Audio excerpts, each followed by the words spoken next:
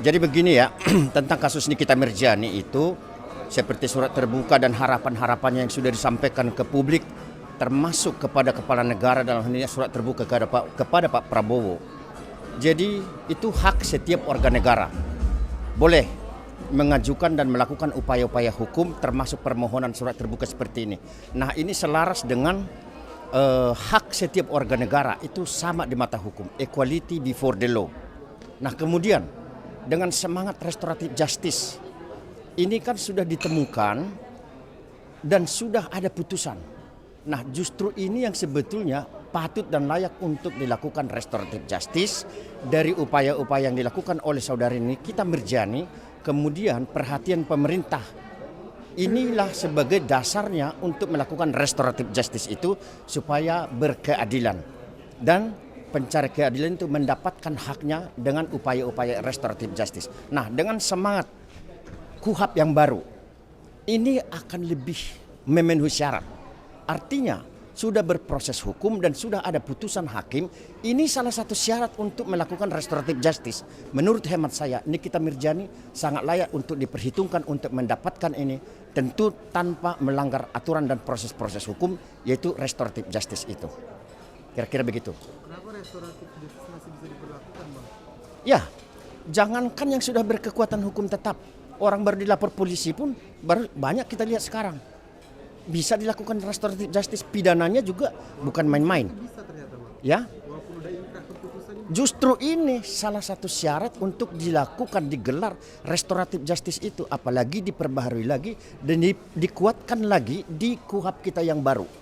Bahwa restoratif justice ini salah satu syaratnya sudah ditemukan pidana, bahkan sudah ada putusan hakim. Nah, soal inkrah kita kan melihat dulu, ini masih ada upaya-upaya hukum. Kalau tidak salah ini PK ya saat ini. Jadi ini menjadi salah satu perkara Nikita Mirzani ini yang layak untuk diperhitungkan untuk melakukan upaya restoratif justice itu, tentu dengan harapannya karena ini kan bukan merugikan negara, tidak merugikan publik, ini pidana-pidana umum, tidak merugikan negara, tidak seperti koruptor kan seperti itu. Jadi makanya untuk upaya restoratif justice itu sangat patut dan tepat apa yang dilakukan oleh Nikita Mirzani dan menjadi perhatian para pihak termasuk penegak hukum di sini. Prediksi Abang untuk jika dia mengajukan PK, Bang, mungkin seperti apa? Nah, kalau soal PK kita tidak bisa mengintervensi itu kan ada tahapan-tahapannya tadi, putusan di pengadilan kemudian dan selanjutnya sampai di PK. Kita sebagai masyarakat tidak bisa untuk melakukan intervensi. Justru kalau restoratif justice ini walaupun ada perhatian atau perhatian terhadap surat yang dilayangkan secara terbuka oleh Nikita Mirzani, mendapat perhatian dari pemerintah dalam hal ini Pak Presiden Prabowo, ini tidak melanggar aturan, tidak mengintervensi proses hukum, apalagi kekuasaan hakim. Justru rujukannya dan dasarnya adalah KUHP kita yang baru, KUHP yang baru.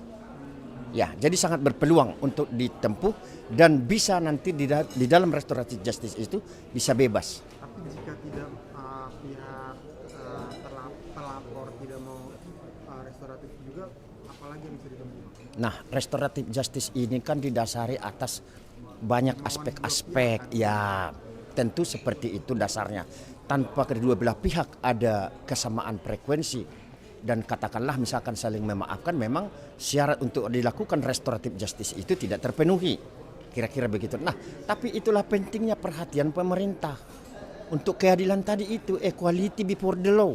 Setiap warga negara, setiap rakyat itu bersamaan kedudukannya di mata hukum dan di mata pemerintahan. Kan seperti itu. Kenapa yang lain bisa di restoratif justice? Dan banyak juga upaya-upaya daripada pihak ketiga di luar dari yang berperkara. Kan begitu, yang berperkara dalam hal ini pelapor dan terlapor. Artinya yang menuntut Nikita Mirzani dan Nikita Mirzani yang dituntut. Di luar itu ada upaya-upaya, ya termasuk peran advokat. Peran advokat juga diperlukan di sini. Seperti itu. Pertama harus saya sampaikan, setiap orang, terutama Nikita Mirzani lagi berhadapan dengan perkara hukum. Jadi itu hak-hak dia untuk melakukan upaya itu. Tinggal nanti pertimbangan dari presiden. Kan itu tujuannya ke presiden. Tapi di sini saya pesan untuk Nikita Mirzani atau melalui kuasa hukumnya, tolong sampaikan kepada presiden ada novum baru. Itu karena ini udah melampaui, udah melewati PK ya, gitu kan, kasasi seperti itu. Jadi tolong dalam menyampaikannya kepada surat terbuka kepada presiden itu harus memunculkan novum baru itu agar dipenuhi.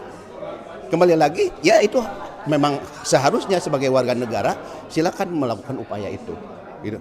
Novumnya itu ditunjukkan di sidang PK nanti ya? Iya betul itu. Jadi agar argumentasi, katakanlah sebagai argumentasi hukumnya jelas. Tapi Gitu. di dalam surat itu argumentasi dia itu cuma perbandingan kayak, oh kalau koruptor yang merugikan negara ratusan miliar itu dihukum cuma 5 tahun, sedangkan gue seorang ibu nggak ada kerugian negara tapi dihukum 6 tahun. Itu seperti apa tanggapannya? Baik, dalam perkara hukum itu tidak bisa dibandingkan, nggak bisa. Saya akan lebih menyarankan kembali yang tadi, menyarankan kepada kuasa hukum atau Nikita Mirzani yang tadi itu. Contohnya gini, tolong telusuri ada chat nggak dari chat dengan si dokter itu ya, gitu. Bahwa itu diungkapkan dari situ. Kembali lagi tujuannya ke novum itu, ya, gitu. Pertama, hukuman 6 tahun ini adil gak sih buat kita, Bang? Nah itu konsekuensi kembali lagi. Kalau tidak berbicara adil, nah konsekuensi seharusnya dipertimbangkan sebelumnya. Kan bahkan seharusnya tidak melakukan upaya itu. Karena si kembali lagi si pihak pengacara harus memberikan nasihat. Ini konsekuensinya kalau melakukan ini. Kan kasasi gitu. Jadi harus dipertimbangkan sebelumnya. Karena udah jelas sebenarnya perkaranya sudah jelas. Dia tuh nih poinnya kalau saya mengurut ke belakang. Nikita Mirzani udah menerima uang 4 miliar ya. Seperti itu. Makanya itu kecuali dia tidak menerima langsung. Ya, mungkin itu dijadikan argumentasi. Ya, bahwa dia itu tidak terkena TPPU. Gitu, Bang. Salah satu yang dalam surat terbuka itu dia membicarakan ngomong-ngomong soal logika hukum. Ya, nah kembali lagi ke logika hukum. Logika hukum yang mana? Harus dijelaskan. Ya, logika hukum yang mana? Harus dijelaskan perspektifnya apa banyak kan gambaran dari logika hukum itu. Kurang lebih seperti itu. Kalau untuk surat tersebut, kalau dari segi mata hukum saya, itu tidak bakalan berpengaruh surat tersebut. Karena kalau memang ada kejanggalan suatu keputusan di pengadilan negeri ataupun pengadilan tinggi setempat, itu seharusnya dibuat pengaduan.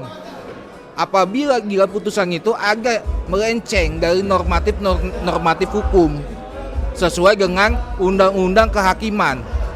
Itu karena perilaku hakim itu harus baik, jeli, harus tegas dalam menyikapi suatu permasalahan hukum. Itu kalau memang ada kesalahan, kejanggalan di dalam putusan tersebut, seharusnya bukan PK, akan tetapi melakukan pengaduan terhadap Ombudsman Republik Indonesia, lebih tepatnya. Itu. Tapi mungkin dia dengan membuat surat terbuka itu tujuannya mungkin dari Abang seperti apa, Bang? Menurut Abang? Ya, kalau menurut saya dari segi hukumnya itu tidak berpengaruh dalam putusan tersebut. Karena Prabowo itu tidak melihat dari segi kacamata hukum, tapi Prabowo itu adalah bagaimana negara ini aman, tentram dan adil dengan bijaksana, kan gitu. Tapi kalau memang mengenai surat tersebut nggak bakalan agak berpengaruh dalam putusan tersebut. Apalagi dia banding-bandingin kasus dia itu dengan koruptor. Hukumannya nggak di bawah dia tapi merugikan negara ratusan miliar.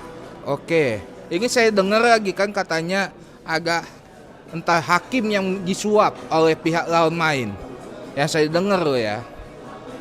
Nah, kalau memang ada suatu bukti yang sudah dilaporkan ke KPK, seharusnya ibu tersebut alias Nikita Mirzani ya melaporkan juga ke bagian pengaduan kehakiman.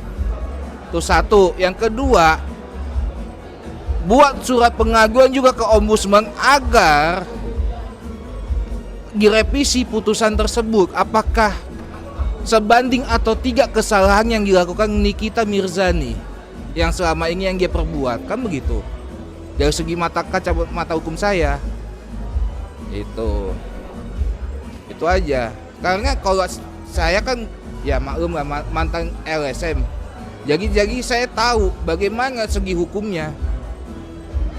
Itu Terakhir mungkin harapannya untuk pada kita nih, mungkin masukan-masukan abang sebagai lawyer kita seperti apa terakhir Mbak? kalau masukan saya ya, lebih baik pilih pengacara yang berintegritas dalam segi hukum pidana. Itu. Karena kalau salah pilih lawyer yang tidak berbobot dalam segi pidana hukumnya, itu bakalan rancu. Sangat rancu. Karena harus yang namanya pengacara itu harus pintar mengkaji hukum, baik pidana dan perdata. Itu. Tapi kalau untuk permasalahan Nikita Mirzani, laporkan segera ke Panwas Kehakiman. Satu, kedua, membuat surat pengaduan ke Ombudsman RI agar direvisi dalam putusan tersebut. Itu saja